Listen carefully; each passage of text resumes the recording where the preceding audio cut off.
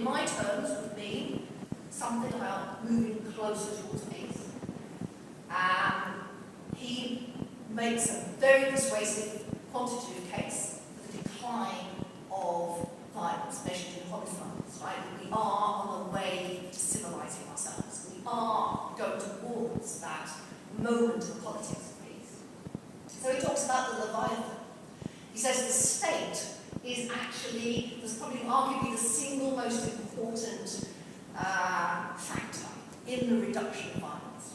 And we even define the state in terms of the monopoly of legitimate violence. So we give the state the only legitimate use of violence.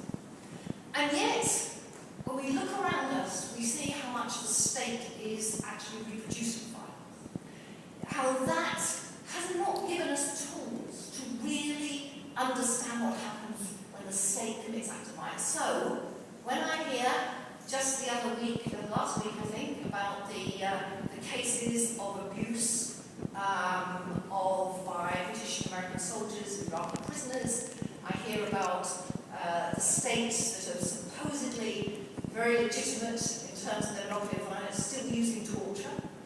I think, well, does that Leviathan, how exactly, obviously, Peter's got some very important points to say, that unless you have a state that functions, yes, you know, very difficult to reduce violence in society, but we often don't think about the state from that other angle, which is the state actually a reducer of violence? He also talks about gentle commerce. Gentle commerce has been the other factor which has enabled us to reduce violence and live in a more peaceful world. And this was, of course, the original aim of 1945, the Bretton Woods Institution, that trade would enable us to engage with each other in new ways, connect the world, and we will become more peaceful. And so it's interesting, I think there's a lot in that hypothesis, the connections between us. However, gentle commerce is quite problematic as well when we think that actually, since the end of the Cold War, gentle commerce is around this neoliberalization of trade. So that I'm dealing at the moment in Latin America, where for Colombia, Guatemala, other countries with very high levels of violence, to engage with gentle commerce means mining and biofuels, and it means taking from the land that indigenous people have, and new ways of conflict are emerging as people contest that form of trade. It's very important for countries in Latin America because that's the way they can gain competitive advantage in the global trading system, but its other side is other forms of violence that are emerging out of that.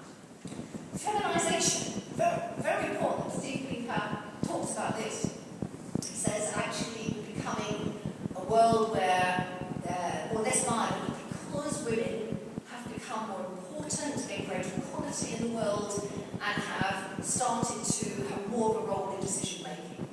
Of course, I agree that this is a very important part of what's happened over the last 2/3 of the century. However, in Britain, I see women are only 18% represented, and I wonder how far feminisation has actually transformed the nature of politics.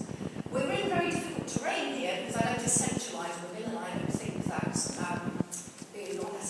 women necessarily are going to bring about a peaceful politics. But nevertheless, I think there are socialisation processes that women go through that often make them able to act on issues of violence in ways men don't. And there's an actual empirical fact, which I think is incredibly important and seems to me to disappear when we talk about violence, which is that 2/3 of violence in the world is committed by young men 15 to 44 on young men 15 to 44.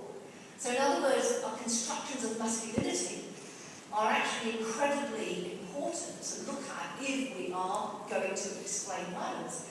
And one of my students has been doing ethnographic work in the comunas of Medellin, Adam Baird, and asking assassins. They're called sicarios there. They have been trained to kill originally by Pablo Escobar from a motorbike, and that tradition of sicariato is very strong in Medellin.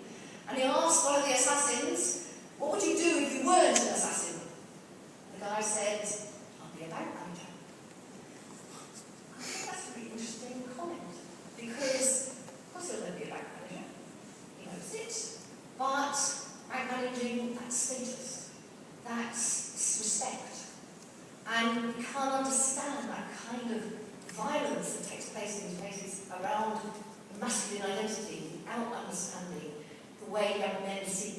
respect, and how much of what's happening in terms of violence in the world is also not enough about feminisation, it's also about certain forms of masculinisation, which actually are not leading people to think about how to be a human being in ways which don't involve violence. If I cannot get respect for a decent job, violence can become for many young people a way of fulfilling themselves.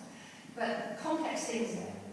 Expanding circle is Stephen Pinker's fourth idea, which is a very important idea, I think, which is about empathy, that gradually from that narrow tribalism where ethnic group is placed against ethnic group or religious group against religious group, from those narrow groupings where we feel comfortable, we feel belong, we're expanding the circles of people who we bring into our sense of common humanity. So there is a kind of important point to think, and that idea of empathy and of understanding the suffering of the others is really important. And yet, I kind of see what's happened on the television, and we all do, read the news, what happened in Turkey with the mine last week, some of the incredible levels of loss of life in Syria. In Syria, I heard one of the worst stories of violence I have ever heard, which is when a sniper was targeting pregnant women and shooting their fetus. Right? How shocking, how shocked is the world that this is going on? How shocked, how much empathy how is that getting people to act, to do something, when something so horrific is happening in this world, when Stephen Pinker feels we are becoming more empathetic, but something is still not leading us to see that that is so unacceptable in the world, some of us have to act. And then the final point of Pinker is the escalator of reason, which is about the education, and it's about the way we've learned to also what he calls a humanitarian revolution, which comes on as well under the expanding circle, that we've begun to develop forms, humanitarian codes, which help us to think about others in a new way. So again, education extremely important, but the escalator of reason, but what kind of education? What kind of critical thinking which would enable us to analyse better the world we're living in? Violence reduction is not the same as peace. Homicide figures have become a measure of how violent a place is. In Latin America where I work, it's become very dangerous because states are now thinking they only have to do pacts with armed groups to let the homicide rate go down when they've dealt with violence. But actually, violence happens in multiple spaces, from intimate spaces to the community, to the prison, to the school, to the construction of the nation state itself. So we've got to be very important about that. Here, the analysis of statistics on violence is quantitative, not qualitative, and it's containment, not transformation. So I think Pinker is telling us things that are kind of quite important.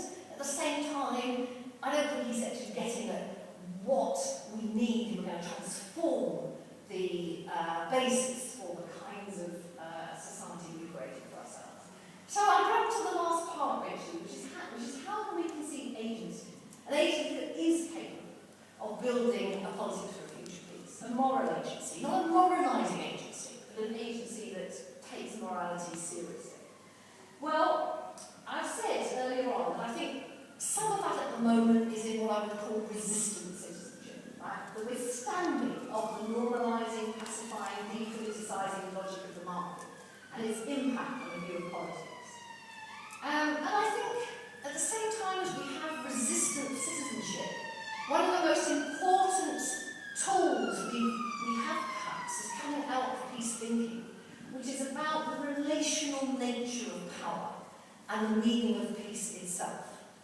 And I quote here from Alan Curl, who founder of our department, who just put, I think, very important statement, quite simple but quite clear about that relational nature. So that if we have resistant citizenship has got to really build with others and articulate and build social relationships on the basis of what? Well, Alan Cole would say, I define peaceful relationships as those in which individuals or groups are enabled to achieve together goals which they could not have reached separately, or at least do not impede each other, but contracted interaction is, in my experience, rare. Unpeaceful relationships are those in which the units concerned damage each other, so that in fact they achieve less than they could have done independently, and in one way or another harm each other's capacity for growth, maturation, or fulfillment.